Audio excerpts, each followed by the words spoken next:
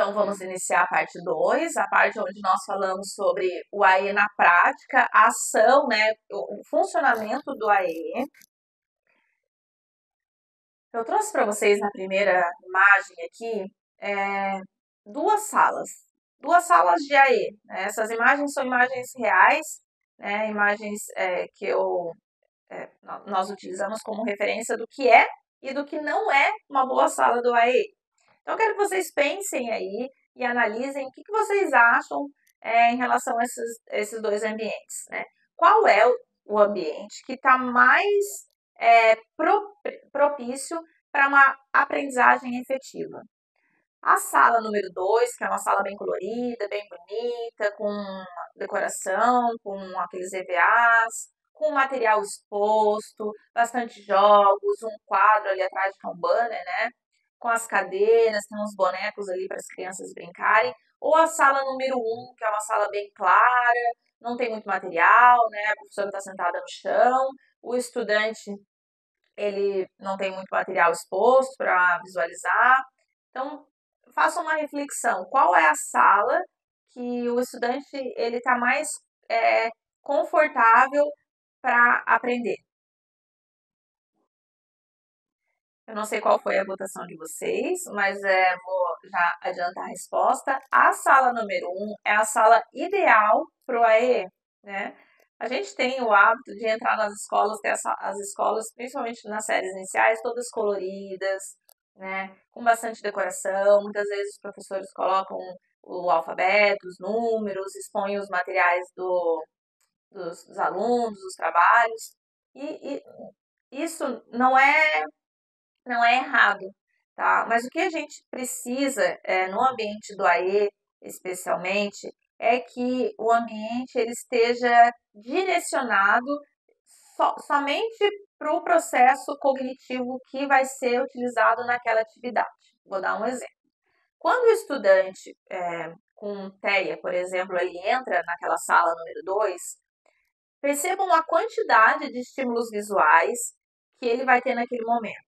E como vai ser difícil ele encontrar o sinal visual do que tem que fazer. Então, o que será? Olhando para aquela imagem número 2, imaginem-se como um estudante pela primeira vez entrando naquela sala. Qual é a pista visual que aquele ambiente está me dando? Para eu sentar na cadeira? Para eu pegar o boneco? Para eu manusear algum objeto? Para eu mexer naquela cadeira de roda? Então, qual é a pista visual que tá? Muitas, né? Já na sala número 1, qual é a pista visual do estudante que entra e vê uma cadeira e uma mesa? Qual é a pista visual que aquele ambiente me dá?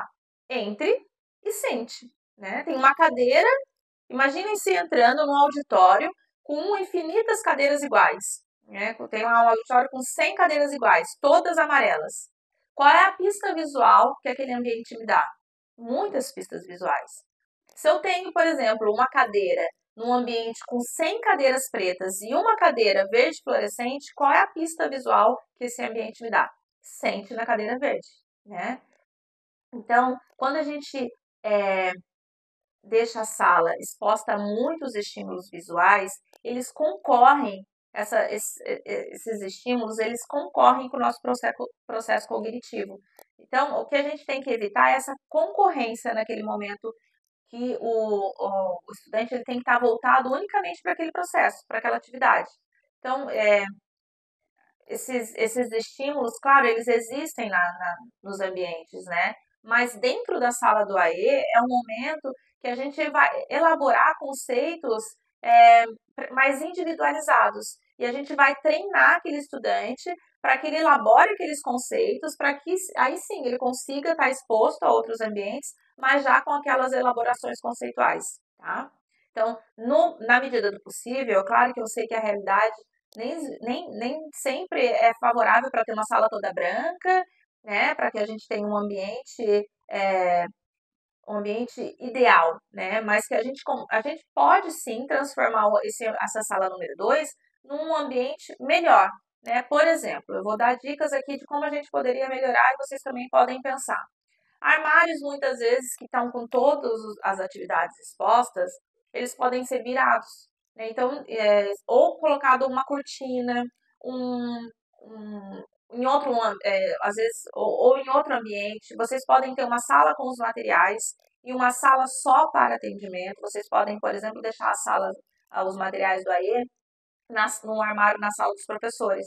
E aí o professor do AI ele pode pegar o material de atendimento, fazer o atendimento daquele dia e depois devolver e assim ele pode ir trocando ao longo dos atendimentos. Outra coisa muito importante em relação à sala é que ela seja acessível, né? Essa cadeira de roda que está ali, por exemplo, na sala número 2, como que ela vai transitar por aquela sala?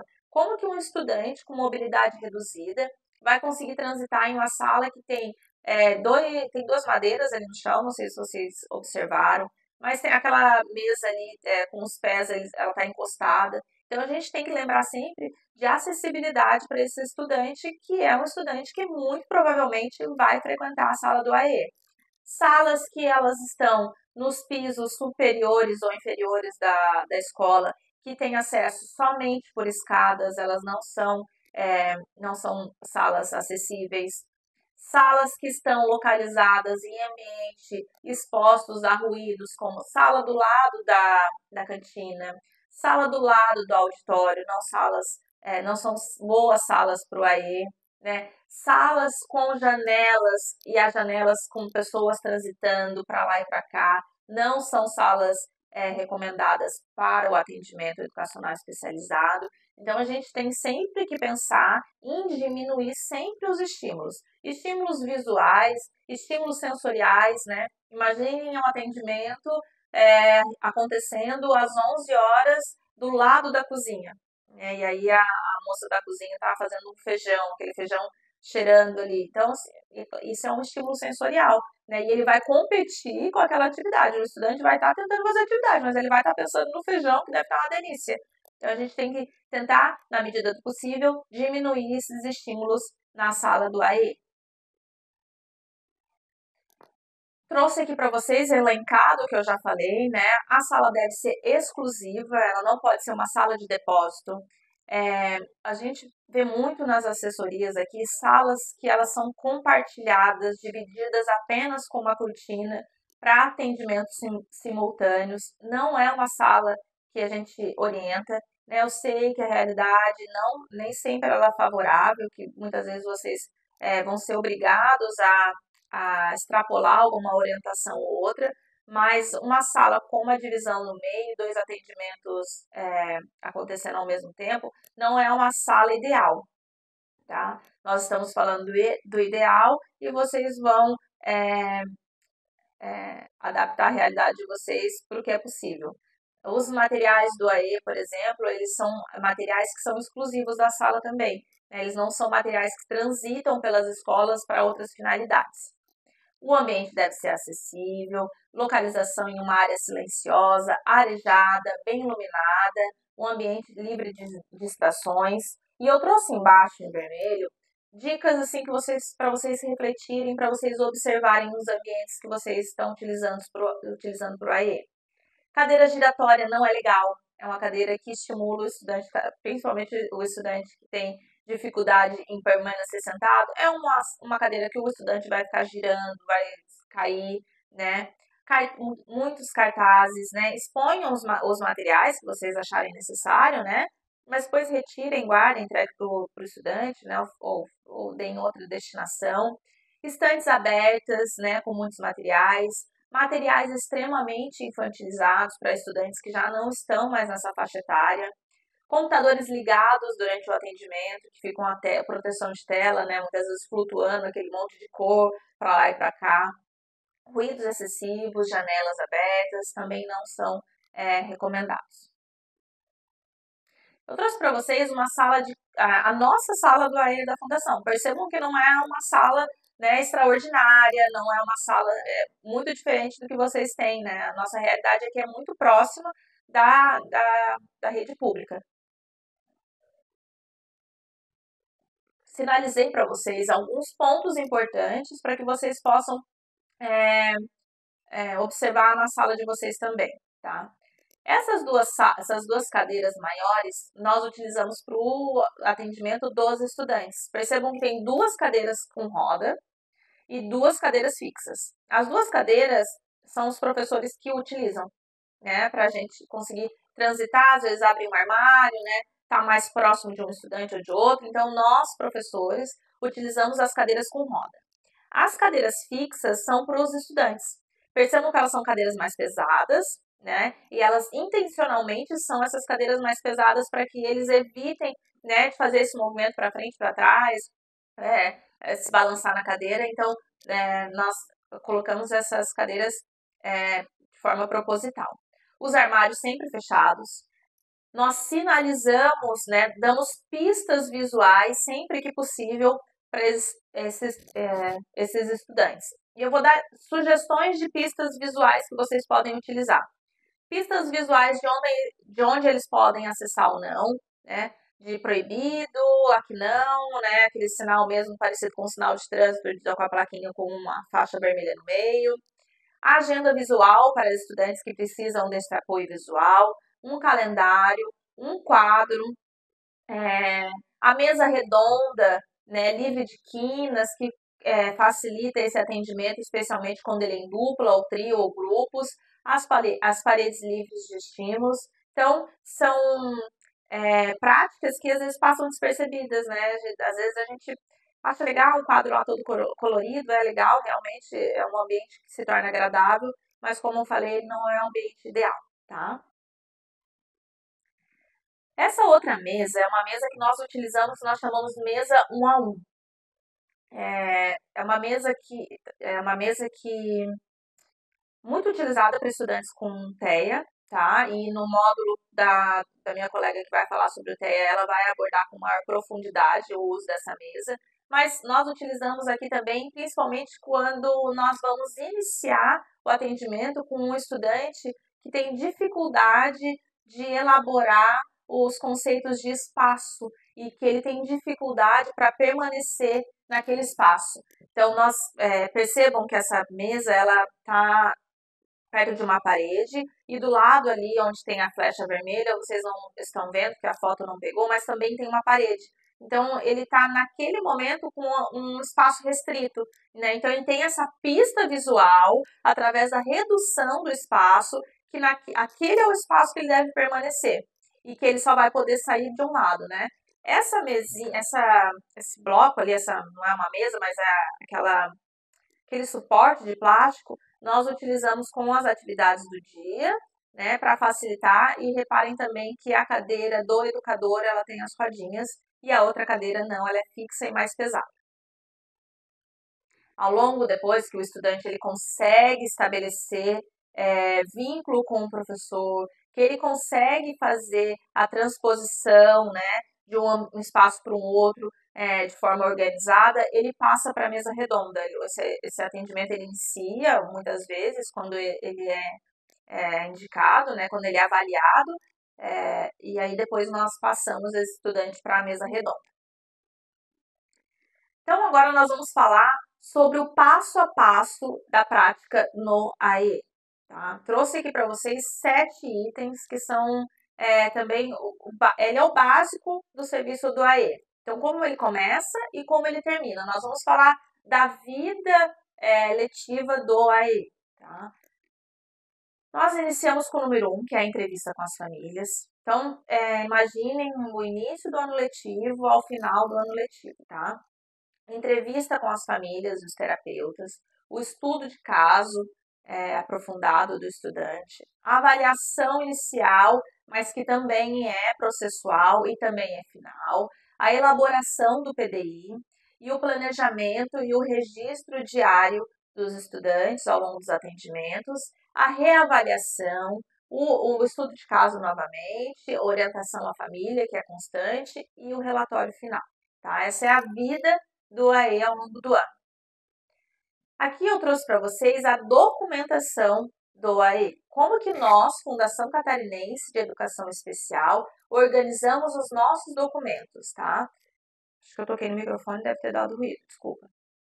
Então, tem algumas pastas ali, eu vou explicar para vocês. Aquela pasta com quadrados ela é o nosso prontuário. Nós chamamos aqui de prontuário porque ele é um documento que ele é comum a todos os centros e todos os núcleos de atendimentos da Fundação.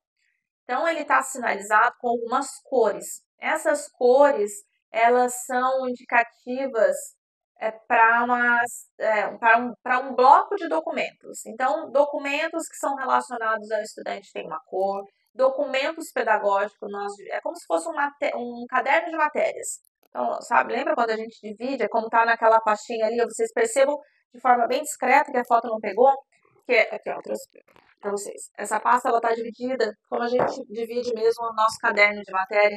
Então, a gente divide aqui essa pasta, né, para a gente organizar esses documentos. Todas cópias, claro, todas cópias, né?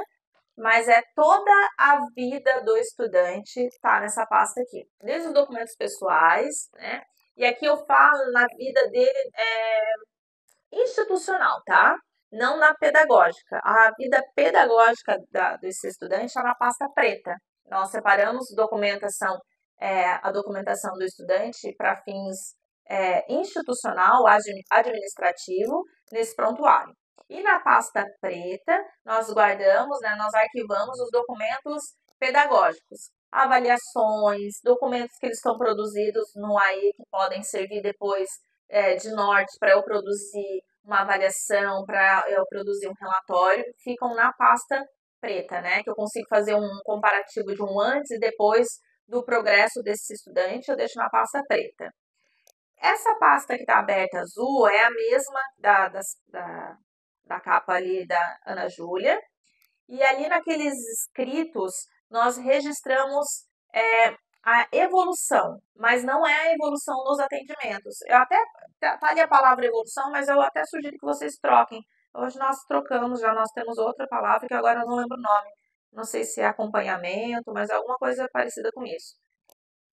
Então são situações importantes, marcadores importantes que acontecem na vida desse estudante que eles precisam ser registrados. Por exemplo, o estudante vai faltar 2 meses por um motivo de saúde. Então, nós registramos ali, né? Foi anexado, atestado médico, é enviado pela mãe pelo WhatsApp, e aí a gente imprime e anexa essa imagem no prontuário, porque é sobre a vida dele, não é a vida pedagógica, mas é a vida institucional, ou seja, ele vai faltar, e nós temos um número de faltas aqui previstos e é possível dentro daí, então a mãe justificou.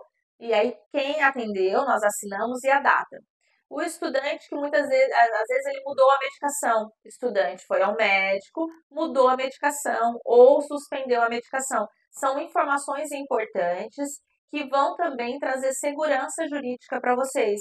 Então, às vezes, mãe comunicou que o estudante vai faltar, por exemplo, depois essa mãe, a gente precisa desligar ou ela não avisou. Vocês entendem que esses registros, eles materializam essa segurança para vocês, para que depois vocês saibam, olha, não, a senhora encaminhou uma mensagem, ou a senhora não respondeu a nossa mensagem, eu tenho aqui, nós imprimimos, né, que a senhora não nos respondeu. Então, isso vai, de certa forma, assegurar que vocês consigam tomar uma decisão em relação a esse estudante de forma documentada.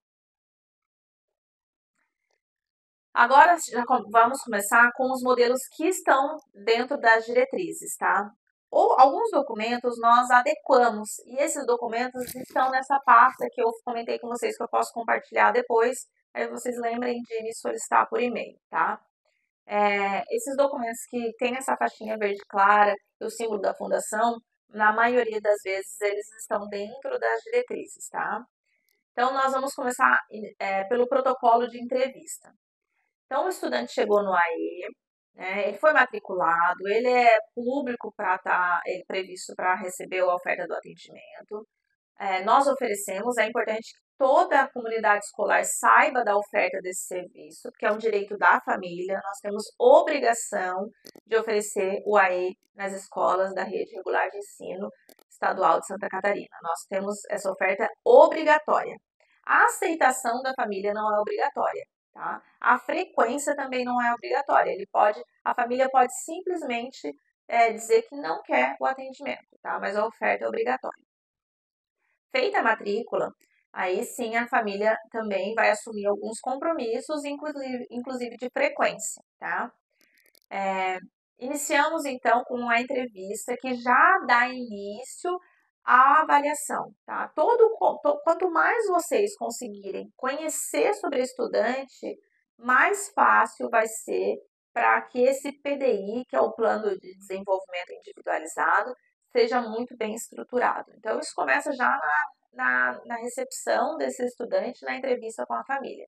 Então, nós, dentro das diretrizes, tem alguns documentos que podem servir de base para vocês fazerem essa anamnese, essa entrevista, né? E aí vocês podem dar o nome que vocês acharem melhor.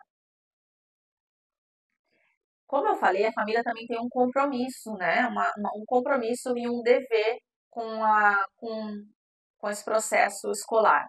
E um deles é, né, de matricular os estudantes no ensino obrigatório. No AE, eles não têm obrigação.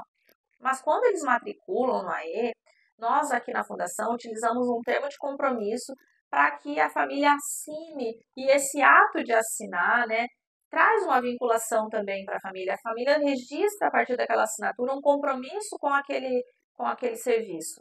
Então, o que tem nesse termo de compromisso? O que é o AE de forma bem clara e reduzida, né? Como ele vai ser ofertado, os dias e a quantidade de faltas que nós aqui na Fundação admitimos não justificadas, né? Ou seja, faltas que não são por motivo de saúde, né? Por motivo médico ou por algum compromisso que a família consiga justificar documentalmente, né? Essencialmente pelo médico, né? Que a gente mais utiliza. Mas a partir do momento que a família, que o estudante tem 3 faltas não justificadas, nós fazemos o desligamento, que eu vou falar logo mais. Esse termo de compromisso nós lemos com a família assina, leva uma via desse documento para casa e nós arquivamos na pasta azul o termo de compromisso, tá? Esse outro documento nós trouxemos para vocês como exemplo do roteiro de estudo de caso, tá? Reparem que é o segundo documento que a gente fala sobre a avaliação inicial. Trouxe lá nos primeiros slides sobre o funcionamento do AE, o documento da entrevista com a família. Esse é um roteiro de estudo de caso, tá? São perguntas que vão embasar vocês no estudo de caso. O que é o estudo de caso? É o movimento que antecede a construção do PDI, né? Então, estudo de caso, leia-se estudo do aluno, estudo de ensino, né? É uma anamnese, vocês também podem dar o nome que vocês acharem melhor, mas é uma avaliação, é uma pré-avaliação desse estudante, né? Então, saber se ele gosta do ambiente escolar, se ele tem amigos, se ele tem um amigo preferido, são questões que vão começar a dar indicativos para vocês, para as futuras avaliações e para depois construírem o PDI. Aqui é um outro modelo, reparem que lá em cima está AE-TEA, né? Então, usem também em outras áreas, AEDI, TDAH, né? Em outros transtornos e deficiências, vocês podem utilizar esse mesmo documento. Também ele traz aqui um roteiro de avaliação inicial, tá? São documentos que vão mapear para vocês, facilitar essa prática, que muitas vezes é muito desconhecida, né? E aí eu falo por experiência também, não é um desconhecimento proposital, mas é um desconhecimento que a gente tem na própria formação inicial na pedagogia, né? Um pouco se fala nos cursos de graduação sobre a avaliação, sobre quais os documentos nós vamos utilizar para fazer essa avaliação para a construção do PDI. Então, nós temos que buscar outras fontes e por isso que dentro das diretrizes a gente traz de forma marcada esses documentos que a gente sabe que muitas vezes é uma lacuna dos profissionais em relação à formação que a gente tem na graduação de pedagogia. Ainda falando sobre a documentação inicial, agora nós avançamos já para conceitos de avaliação, tá? Por que que essa avaliação é tão importante? Depois que a gente faz a matrícula do estudante, a gente vai fazer os atendimentos iniciais. Nesses atendimentos iniciais, a gente começa a construção e a preparação para o PDI, né? A avaliação do estudante, conhecer o estudante, é que vai me indicar quais são as habilidades preditoras que ele precisa acessar para estar na sala de aula e acompanhar o grupo, tá? E essa avaliação, ela vai ser feita pelo professor do AE, dentro do AE, nos atendimentos, no começo do atendimento. Elas já fazem parte do PDI. Então, depois eu vou mostrar para vocês o PDI na prática. No primeiro momento lá, quando eu recebo o estudante no primeiro atendimento, eu posso colocar como objetivo, né, acolhimento, estreitamento de laços e já iniciar a avaliação. E aí eu vou trazer para vocês alguns materiais. Esses materiais já não estão nas diretrizes.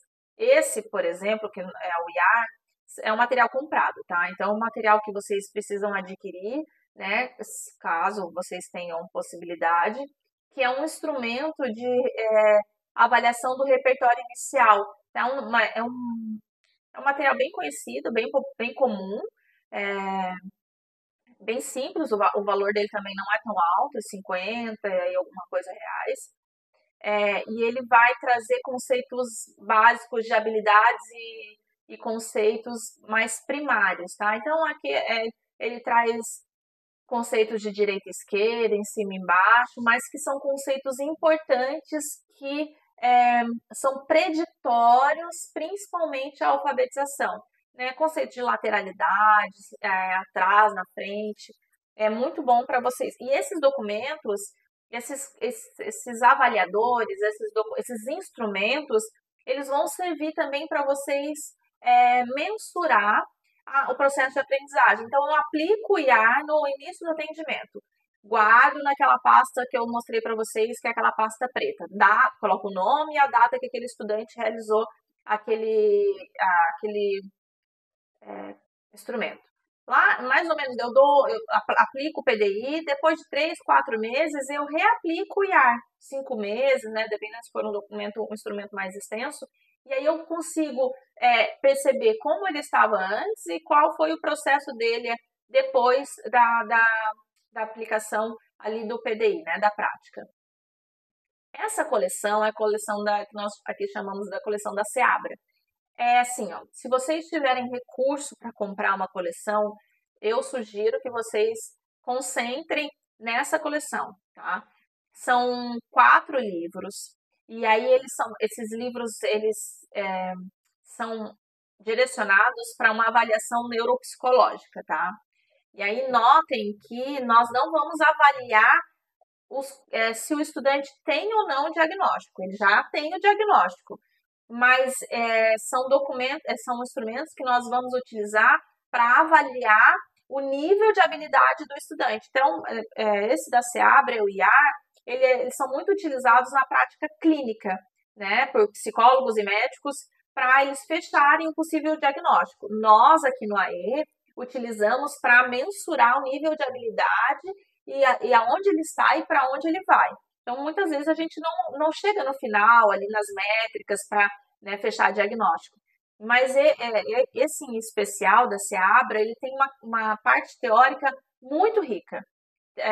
Por exemplo, esse primeiro azul, da atenção das funções executivas, ele tem um texto muito bom, né? Ele é fácil de compreender, e além da parte teórica, onde eles explicam o que é o conceito de atenção, o que é o conceito de função executiva, ele traz também os protocolos para avaliar essas habilidades. Então, ele tem ali as licenças, né? É um pouco mais caro, ele deve ser ali um cento e alguma coisa cada livro, então a coleção inteira aí chega perto de R$ 500, mas é um documento material muito bom. Esse outro, já peguem o celular para vocês acessarem, é o Edu, tá? Ele é grátis, essa notícia é boa. e ele é um documento também que serve para avaliar especialmente as questões de leitura e escrita e as questões é, fonológicas, tá? O Edu, ele funciona assim. Vocês vão baixar esse aplicativo. Eu não consegui baixar no iOS, só é possível baixar no Android e eu também não consegui baixar no notebook. Então, vocês podem tentar, mas aqui nós temos no tablet do AE, tá? Então, nesse tablet eu criei um perfil para cada estudante. E cada estudante ele vai fazer algumas perguntas para o professor, para vocês preencherem. Depois vocês vão entregar esse tablet para o estudante e ele vai realizar uma sequência de atividades. Ao final dessas atividades, que são atividades bem lúdicas, bem é, atrativas para o estudante, ele vai gerar um relatório, e um relatório muito bom, por sinal. E esse relatório, vocês podem imprimir e guardar também na pasta do estudante. Além desse relatório, é, ele gera um bloco com muitas atividades. E aí vocês podem imprimir. Hoje eu não tenho aqui para mostrar para vocês, mas aqui nós imprimimos as atividades que são coloridas e elas são direcionadas para aquele estudante. Então o aplicativo ele faz uma avaliação e depois ele sugere sugestões de atividades para aquelas habilidades que ainda precisam ser elaboradas, tá? E aí aqui na fundação, para evitar que a gente imprima várias vezes, porque eu posso utilizar também para outros estudantes, a gente plastifica e eles fazem as atividades com aquela caneta marcadora de quadro fina, e aí depois eu apago e reutilizo ao longo de outros atendimentos. É muito bom esse aplicativo, tá? Esse outro aplicativo, ele não serve, ele não tem já assim a complexidade do Edu, mas ele é muito bom para a prática do AE e ele também serve para uma sondagem para a construção do PDI. Ele é um aplicativo de treino de tabuada, ele vai dar para vocês, vai sinalizar questões sobre memória de trabalho, né, também sobre controle inibitório, e aí vocês podem avaliar qual é a necessidade que vocês têm daquele estudante para em relação à avaliação, mas aqui a gente utiliza ao longo dos atendimentos, ele é bem legal para fazer em dupla, também tem o QR Code ali, vocês podem baixar, é bem legal, os estudantes gostam bastante. É treino de tabuada, mas ele é bem aceito.